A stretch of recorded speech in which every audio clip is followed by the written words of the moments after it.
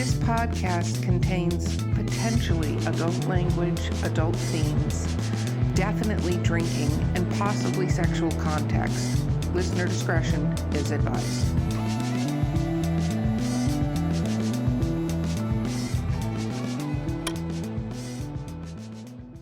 Welcome to Drinking with Authors, the literary briefs edition, where we all wear our underwear. No, I'm serious. I want an underwear sponsor at some point here. Anyway. You get Cowboy X.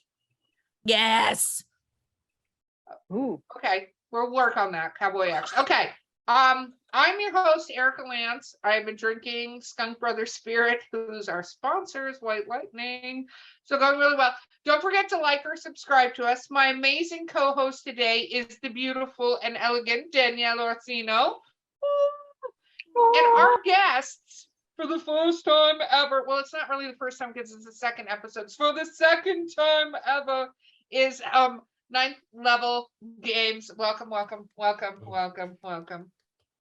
So We have also been literary briefs is rapid fire questions. Are you ready? And Yes. I've already started working on them in my mind before I started. Oh, we got to talk about what we're drinking. Danielle, keep me on track. What is happening? I yelled at Skunk Brothers before we ended the last one. You missed it. I was like, Skunk Brothers. You explained that you were drinking Skunk Brothers. I'm drinking the Glenlivet, Founders Reserve, in American Oak, and I have had a few because I opened this bottle.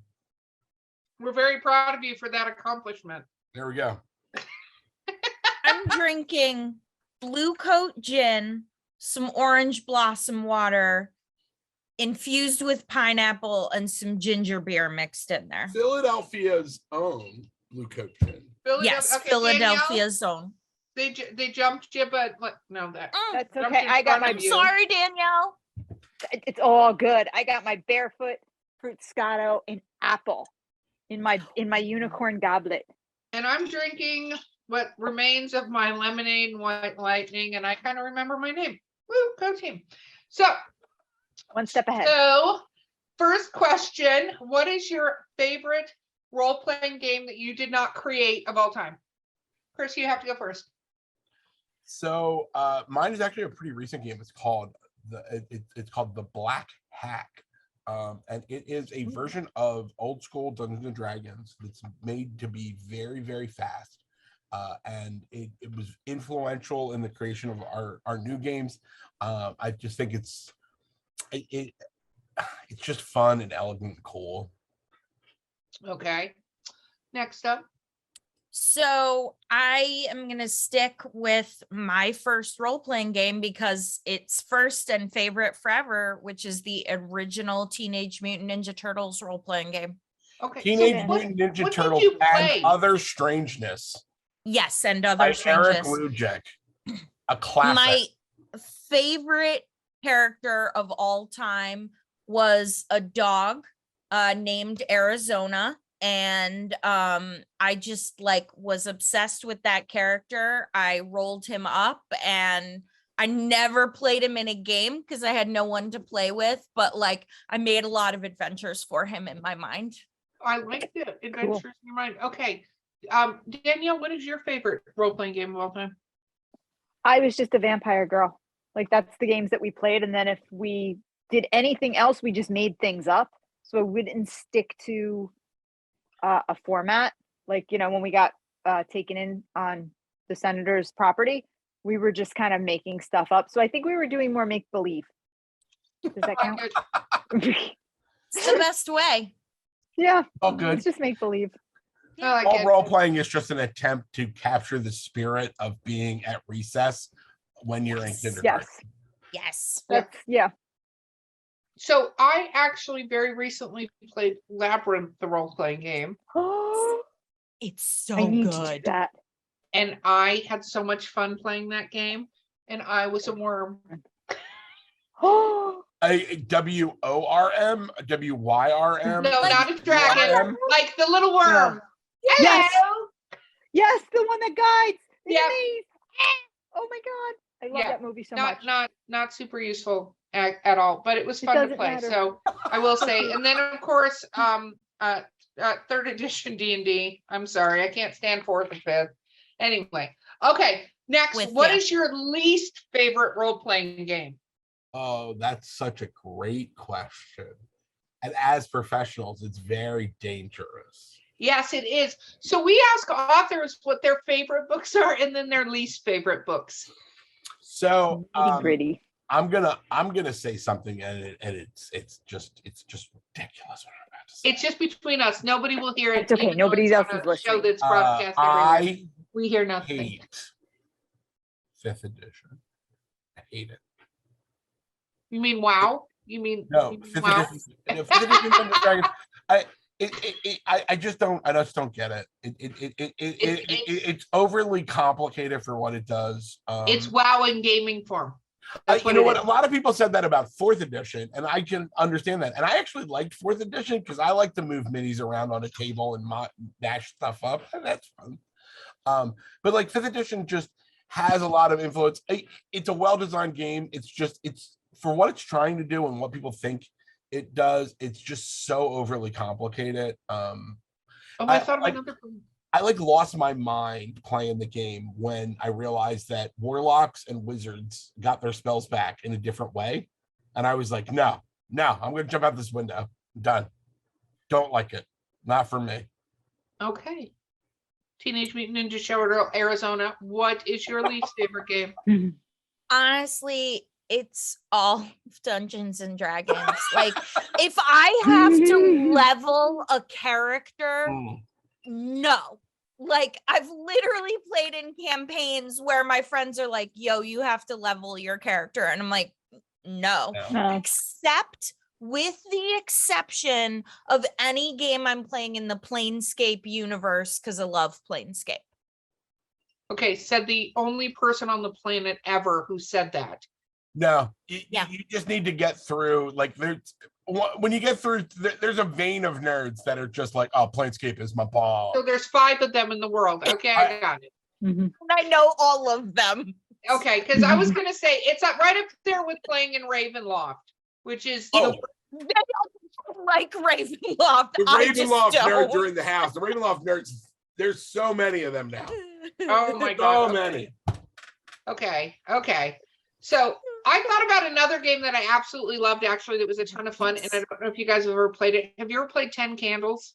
Yeah. Yes. So good. I love that game.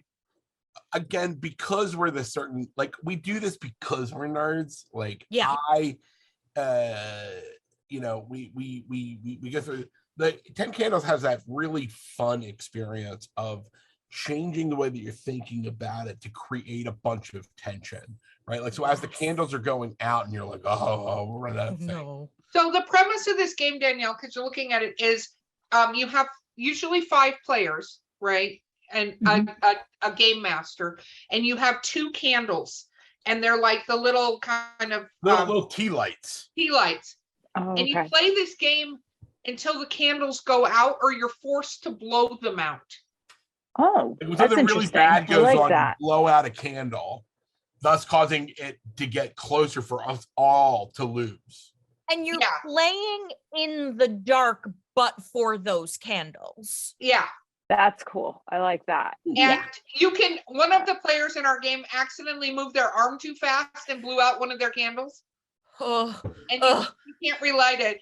She did that. Spent the rest of the time absolutely afraid to move, right? Yeah, like, exactly. Like, ah! I'm invisible. That's cool. It's scary, and there's this ending doom, and there's these things. I like that. But every Like that round, you tension. basically make up a rule about existence. And just for the record, the person who ran me in the game was like, I don't think I'm ever running you again, because we got near the end, and my rule was, and you forget that I exist. So nobody could come after me because they all had forgotten that I existed. Oh. Because you brought up 10 candles, Erica, can I sneak in? Chris made this game. Did you hear about the kid who died here? And like, we were playing it together in a brightly lit room in a convention center, and he literally scared the shit out of me. So this is a game that it's available we did an anthology book a bunch of years ago called The Tragedies of Middle School. And it's 22 games about a trope from being 13 years old and a horror trope smashed together. And this game is called so did you hear about the kid who died here? And you sit back to back. One player plays a haunted house and the other player plays a 13-year-old having the worst birthday ever. And the mechanic that allows you to express things throughout the game is conversing with a Ouija board. And literally, Adriel, I taught the game to Adriel sitting on the floor in the corner of a room full of people with the lights on. We were just like the only thing that was protecting us was a table. There was a table with a thing, and Adriel lost their shit. Like they were like, "No, I'm done. I'm out." Now it helps that I know them very well, so I knew what buttons to trigger. But, yeah, he knew the buttons to push, and he pushed them, and I was scared. There's also a version of the game that you can that some people have that we put out in a tape case. So it looks like an audio cassette, and the rules are in the J card of the audio cassette. It has cards and it has a little tiny Ouija board in it, and it's fun. It's a fun game. That sounds cool. Okay, so what is your favorite book that has ever been changed into a movie or TV show? Yeah. What a good question. This is such a great question, and my question is different depending on which direction. So my favorite TV show that comes from a book is The Magicians. Okay. Love it. Which is very different than my favorite book that has been made into a thing, because I really love the book The Alienist, but that TV show can go away. Got it. Yeah. Okay. Madame. So, The Never-Ending Story. The movie is amazing. The book is amazing. Like, get a good translation from the German and read it. Like, both are fantastic for very different reasons. So I used to play a made-up version of Dungeons and Dragons with Barrett Oliver when we were in grade school together, and he left and went and made that movie and came back, and I'm like, where the fuck were you? Basically, I was a kid, so I didn't say where the fuck were you. I was like, where the hell have you been? And he's like, oh, I went and made a movie, and that was a never-ending story. I'm sorry, like, you went to elementary school with Barrett Oliver? Yes. Like my first two recognizable crushes were Barrett Oliver and Noah Hathaway from Neverending Story, and that's so cool. I don't know who either of those people are. Okay, What well, the that fuck, makes me Christopher sad, so J. shut up. O'Neill? Okay, so what is your least favorite? So you already said The Alienist, but is that your least favorite one, that they took a book you love and then made it into a movie? No, that's just a book that I love that they made into a show. Like something that I think that they just like ruined. Like they just they badly. did horrible.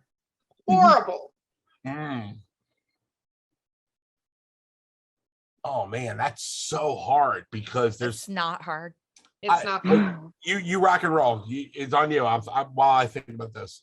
The Golden Compass. Garth Nix is an amazing writer, and I have loved every single book that I've read of his. I read that entire series. Philip Pullman. Is Sorry, the author. yes, Philip Pullman. Thank you. Garth Nix is a different guy. Super good guy, but different guy. There's a lot of we are super drinking with authors here. I'm just throwing it out. I'm just letting you know. I'm just letting you know. Thank you. I needed that, and I loved The Golden Compass, and I loved that whole series. And They've the done movie it twice poorly. Yes, and like there's I I don't think I've ever been as angry as I was at the end of The Golden Compass, that first movie. I walked out of the theater and I was just like, I want my money back. I'm so mad. Okay. The maddest I've ever been Yes. was at the Dark Tower. Yeah. Oh yeah. I love That was those pretty bad. books with my heart and soul.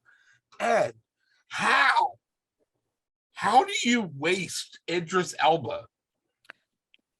Good point. That's a good You point. have Idris Elba and Matthew McConaughey, and you're like, eh.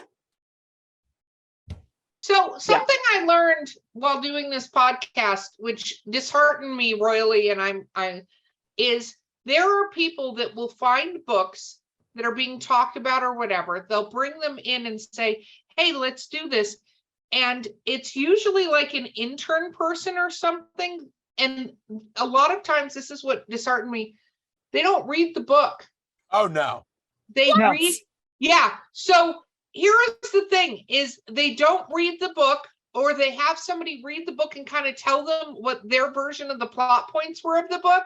And then they write a screenplay based off of it, or even as little as just the blurb on the book. I'm not kidding. And so that's why you have these Silver Linings Playbooks, these stories that are fucking great books. And then they end up as horrible movies or TV shows because the studio did not invest enough time into actually going, wait, what is this book about? I think Stephen King is a fascinating author, and I think he's written some great stuff. And but he's a guy that obviously is like, oh well, I just signed that away, so it's not my problem anymore. And it's like, but how is it not your problem? This is like your magnum opus. I think the problem with the Stephen King things is the problem with a lot of things, which is this. There is a lot of, first of all, some of Stephen King's drunk work, like the giant fucking space turtle in It, like you're not going to put that in a fucking movie. Like, who's going to get that? I mean, honestly, you should put the child orgy not in like there's a lot in It that shouldn't be. Yeah, but that's my point. Like, I actually love the Tim Curry It, but I also thought they did really well with this one because I thought the terror came into this one more than the Tim Curry It. Volume 1 was an amazing movie, and It Volume 2 is an abysmal movie. And It Volume 1 has a bunch of kids in it, and It Volume 2 has some of the best actors in America. I don't think they did horrible with it, but here's the thing, like reading the Stephen King things, it's kind of like Pet Sematary. I've been mad at every Pet Sematary movie made, right? I love the actors and stuff, but they're missing the entire fucking point of those books, right? But I realized pets are scary. Zombies are scary. That's not what this book's about. No, that's not what the books are about. Let's talk about anything about the Indian culture. We fucking chuck that shit.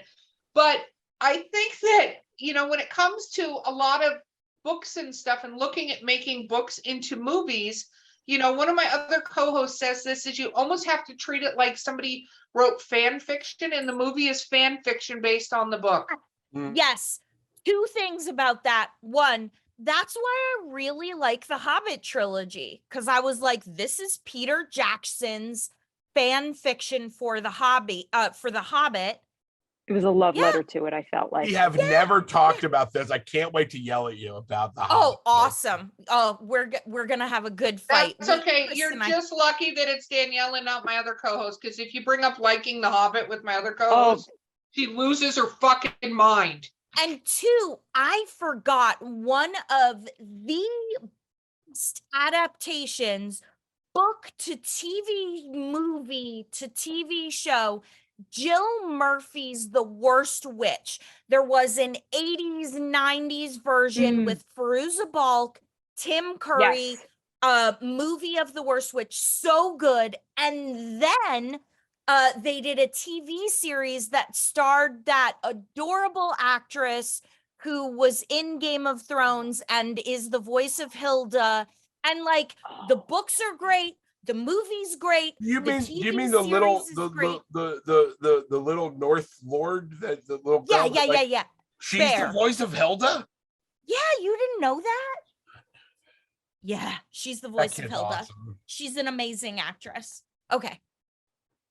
That was Okay, it. next, I had to add The idea, just real quick, the idea of that it's fanfic. Like we talked about the Magicians, the Magicians Magicians I like. sci-fi series, which I like literally I one of my liked it. absolute, like Yep. on my top 10 things ever. Agreed. The fact that it's like, oh, this is fanfic about the book series, but that it's also like, oh, it's also a different, it's literally a different timeline than the books, like, so that they both exist in the same thing. Like, It's but great. the idea Because that I it's never fanfic- have to read the books because I don't wanna. well, I'll tell you though, I think that's one thing that's really disappointing, and kind of back to, we were talking about the D&D movie, you know, when it comes out and you go, you fall in love in D&D, you fall in love with the concept, you know, the rules, you know how it works if you play it. So then when you see a movie and you're like, that's not how it works, right? You're and it's just, well, it was a terrible movie, so there was that too. But I think that you fall in love with characters, and even the stuff that was made well, people have, like, if you look at the Lord of the Rings, which was brilliant because there's so much walking in those books. Like the Lord of the Rings books has a lot of fucking walking you have to get through in trees and shit in the books. That we wrote thank you. we wrote a book in the early, in the late or the early 2000s called Torg of the Rings. It's a parody of the Lord of the Rings, and there's literally a chart that says, and we're walking in the woods again, and you have to roll dice to see what happens, and most of the answers are, we're walking in the woods, roll again. Like you have to keep rolling until you get to, we're done fucking walking in the woods, because most of the Lord of the Rings is a walking. bunch of dudes walking in the woods. It is. And so when Peter Jackson made that, I remember when it came out, because, you know, you're in the nerd realm and you know a lot of Tolkien You're gonna people run. that lost their fucking minds because they brought in Arwen way more than she was in the book. You know, like they were like, that's a different. Yeah. And I'm like, okay, listen, Get over it. there are not that many female characters in these books for any appreciable amount of time. So we're gonna have to, hold on, we're gonna write some in that make fucking sense. Shut So, up. friends I on can the internet, actually, go ahead. yeah, I can actually speak about this because as I'm adapting Locked Out of Heaven to an anime, the feedback I've gotten is they were just like, there's too much exposition, and Los, my dragon, does not come in till almost, I think, halfway through, Erica. I think we introduced Los, and they turned around, they were like, this dragon has to show up in the first episode. And I'm like, and I got this whole thing where I'm like, Los does not show up until this part. And I went through it with them, and they were like, no. Los needs to show up now. They were like, because you have this whole exposition where King Jarvok's like explaining why he wears kyanite armor. They're like, he would not be explaining in his own brain why he wears kyanite armor. And they were like, but if he has a little friend with him who has never seen kyanite, this is when he might explain it. We've got to get rid of this exposition. And I'm like, this is why crap happens in these movies or in these shows that do not happen in the book. And like, as somebody watching it, you're like, that didn't happen. This, when someone else comes in to explain it, you kind of see why weird moments happen, you know, where you're like, but in the book, it happened like this. When you have the power of exposition and narration in a book, it's easy to make that happen. When you have to translate it to screen, all of a sudden characters that don't happen for 6 chapters have to come in chapter 1 or chapter 2, you know, or whatever in the series, episode 1, where you're like, okay. And for me, Los is coming in episode 1, and I'm like, here comes little Los, because I have to do something. So sometimes, as much as we are as fans, we're like, that doesn't happen, you know, or that didn't happen in the book. It's got to be introduced sooner because of exposition, or, you know, as the creator, you're like, I need to get this information to the fans. I have to get it to the audience. And you just need to make those adjustments. And I know I'm learning that right now, where I'm like, oh, okay, it's got to get changed. So sometimes we just have to like let go. I bring in Frozen at this moment and go, you have to let it go. Yeah, Go ahead. I had to. Chris, you've been posed with the finger to say something. We need to hear Have what you say. seen the fan edit, the Bechdel edit of Lord of the Rings?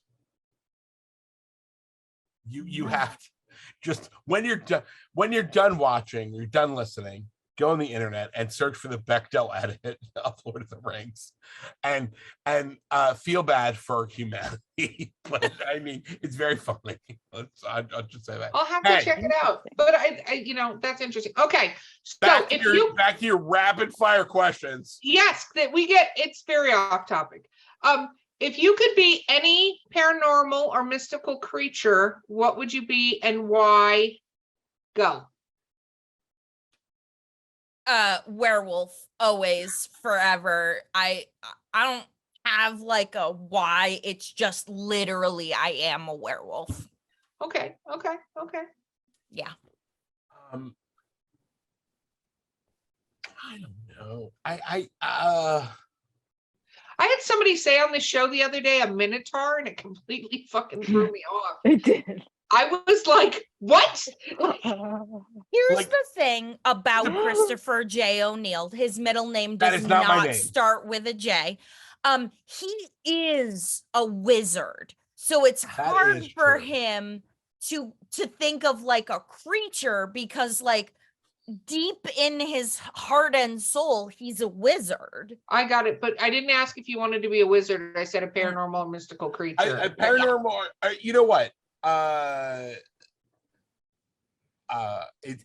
answer is Jawa. You want to be a Jawa. They're my favorite creatures in Star Wars, but I just need to understand why. I don't want to be a Jawa. I just am a Jawa. Just being like, ha, we got some stuff. Let's make some stuff. Like that is literally That just sings to you. It is. It's my like heart place. It's my heart place. I got it. Okay, Danielle. Okay, I'm gonna go with my little cryptid question. If you had to run into one of these three creatures and prove them that they exist, which would it be and why? Loch Ness Monster, UFO, or Bigfoot? I mean, as we all know. Yes. Do we though, Chris? Do we? We do. We all know that Bigfoot is just, a problem with cameras. And we all know that the Loch Ness Monster is also a problem with cameras. So if I have to prove anything is real, it's UFOs, because that would just 100% shore up my view of the universe. Have you heard this theory that the Loch Ness Monster are whale dicks? Okay, that is not true. No, I have heard no. and seen one. It is not true. Do not get me going on Nessie. He's my spirit animal. Whales do have like this kind of dick. Okay, But we need they're to not that understand, big. Danielle, not lying. What they think now is because where Loch Ness is, whales mate there, and whales mate in threes, 2 males and a female. So what will happen Of course, is the they're whales having will turn on their threesomes. side, and their dicks Yeah, I've look seen like them. the neck and the head of. Yes. So now I'm not saying it's real. I'm just saying this is the way I'm referring to it as the whale dick. Because all whales are cuckolded. That's why. Yeah. All whales are in a weird porn video. Thruple. All Trouble. whales have healthy relationships. Okay. Listen, Orange Blossom. We need to know which of those 3 you would take and why. Obviously, Loch Ness Monster, because Thank you. dinosaurs, they're clearly still a thing. They clearly still exist. I would take some awesome cameras and deep dive into the Loch Ness Lake, and I would come back with 100% incontrovertible proof that Loch Ness Monster exists. Yes. So Right here. Okay. Cameras, big giant whale dicks. Moving on. Mhm. Okay. Big giant. Killing me. Okay. So What is your favorite? You guys had no idea when you came on this show that this is what the direction This is is gonna we're go. gonna be This talking is about this. did ya? everything No I idea. wanted, though. Good. Erica, Heather said to me, hey, you and Adriel are going to be on this show that's about drinking with authors with some cool people that we met at ALA at the Library Association. I was like, all right, I'm in. And then Heather was like, no. You need to actually drink. And I was like, I'm in. Let's go. Yeah. This is going to be fun. I did not think that it was going to be about whale dicks. Okay, done. Named, What? please. I'm in. So, I what? just found out that gorillas have very tiny dicks. Disappointing, isn't it? A fully erect gorilla dick is only 4 centimeters long. Yeah. No. Have you seen the Yeah. size of a gorilla? Don't go tell him that. I mean, That's why they're grumpy. that's why they're grumpy, right? Because most gorillas are ladies, and you're just kind of rubbing around. Anyway, Got it. Erica, you have a question. Let's get off gorilla I dicks. always have questions. I mean, it went from whale dicks to gorilla dicks. I just want to point out that we went from Wow, the comparison. whale dicks to gorilla dicks. I don't know why you took us there, but I'm just gonna let that go. Because I recently Fun found that piece of facts. information and I have to share it. Like. And you're like, there is not a podcast that I can bring this up in casual conversation. Unfortunately, the internet exists, so there's a whole lot of conversations. The fact that that piece of information is probably being shared at like a rate we can't even explain. And we found our Viral. soundbite. Okay, so I'm going to let Danielle have the last question after I ask this. So Danielle has to think of a very clever question. What is your I favorite? think I filled mine. No, yeah, with the whale dicks? No, you're going to have to top that. So sorry. Okay. What is your favorite weird food combination? Orange blossom, go for it. Okay, so I make this thing that I call rhubarb ketchup. I get rhubarb in the spring. I cook it down with some water and some salt, and it is literally the best thing to dip sweet potato fries in, because you've got the like sour and the salty and the sweet from the sweet potatoes.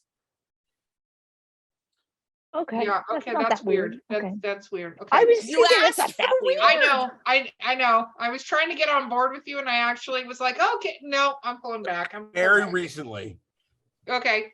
I was introduced to a new concept, and that is putting pickles on a peanut butter sandwich. So good. What? It's so good. Like it's like not like just like so like it's just like, oh my god, this is for real. This is revolutionary food wise. Mm-hmm. Okay. I gotta. So me and Danielle and Chelsea are all gonna eat these. So Wait a minute. How did I get pulled into this whole thing? Rhubarb. I thought this was you and Chelsea. no. So nice no, peanut butter. neither. Take a nice peanut butter on some on bread of your choice. Okay, I'm writing these down because I gotta give them to Chelsea because we're gonna kill ourselves eating all this stuff people have told us. With So some pickle- big slices. Like get those like sandwich slices of pickles. You know what I'm talking Peanut about? Butter. I can't butter. I'm not even. These are just like letters. They're not even the Bread right and butter, letters. bread and butter Butter. pickles, the ones that are Mhm. sliced long. No, I got it. I wrote butter with 2 D's, and I'm like, Butter. wait, that's Budder. Butter. That's how I say it. We're from Philadelphia. I can't help you. butter. Like There are butter. no Okay. T's here. Yes, that okay. Danielle, final question. Final round us out question. Marvel or DC? Oh, easy. Yeah, this is an easy question, and you're not gonna find this normally. Like we are DC people. Yup, DC all the way. There we go. One of Adriel and I's like reasons like that we're deeply friends on the deep like level is because we both really appreciate the mythological flavor of DC Comics. What is really funny is Adriel hates Batman. Hates the Batman. Man. But we both super love Green Arrow, We're both huge Green Arrow fans. Ollie Queen's my boy. When the CW shows came out, it was just like everything that we could ever want in the universe came together. It was like, oh, this is great. So And I mean, even down to like Riverdale. Like if Adriel could be Jughead, Oh they my would God. literally die. Like Yes. would be done. I love Riverdale. I'm actually doing a panel at Dragon Con called The Rise and Fall of the CW. Oh, because it's so bad. Yes. And it used to be so good. Okay, I'm gonna tell you a thing, and that is I worked at Warner Brothers Games while the AT&T thing was happening, and they were pushing it as a merger, but it was 100% AT&T acquiring Warner Brothers. And I firmly believe, and it's probably me being paranoid, that AT&T is driving CW and all the queer stuff into the they're ground. done because that's now it's now Discovery. Yeah. Discovery Warner Brothers. Yeah. Warner Brothers. I have insight on that. Ooh. Yeah, I got some tidbits on that off air. All right. I'm a DC guy from the word jump. It's really funny. I have a huge amount of Marvel knowledge that all comes from the Marvel role-playing games. Because even though probably the second best superhero role-playing game of all time is the Mayfair DC role-playing game from the 80s. It's arguable. But I love DC characters. I love all of the DC characters.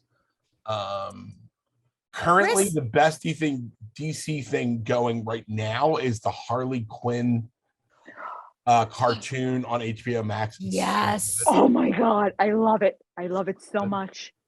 Okay, that was supposed to be the last question, and you managed Sorry. to drag it out into a whole thing, and then you complained about me bringing up whale dicks. So I just want to point that out. Whale dicks. I just want to say whale dicks one more time in the podcast.